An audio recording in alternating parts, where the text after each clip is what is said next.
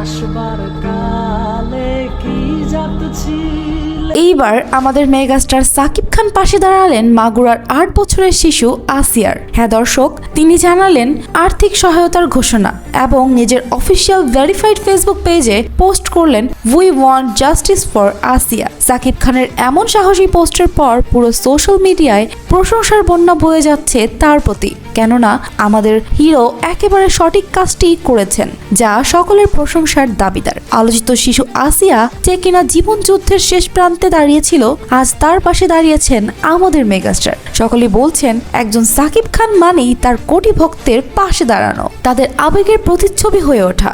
ফলে আসিয়ার দোষীদের শাস্তি দেওয়া আরো সহজ হবে এবং ন্যায় বিচার নিশ্চিত করা সম্ভব হবে। তাই যারা মনে করেন সাকিব খান শুধুই সিনেমার মধ্যে সীমাবদ্ধ, এটি তাদের জন্যই একটি বড় জবাব হয়ে থাকবে। তো দর্শক, আপনাদের কেমন লাগলো সাকিব খানের এই মহৎ উদ্যোগটি?